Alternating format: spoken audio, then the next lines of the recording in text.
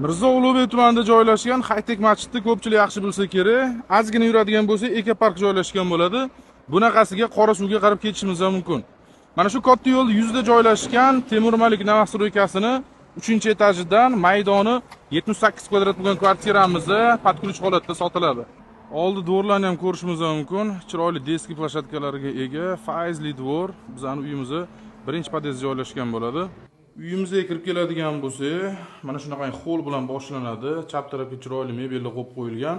Mana kafel hammasi topli pol deyapti. O'ng qo'lda birinchi xonamizda katta yotoqxonasi joylashgan bo'ladi. O'zining alohida sanuzul va garderoblariga ham ega.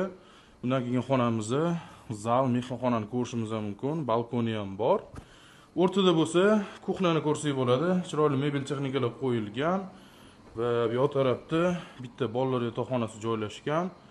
Vannamiz ham kattagina razmerda, plus hojatxonani ko'ramiz. Ko'rib turganingizda 3 xonali 78 kvadratli kvartiramizda narxini 100 ming dollar deyapti. Zo'r tarafi ipoteka qilib olsanglar ham bo'ladi. Pastda egalari nomerini qoldiramiz.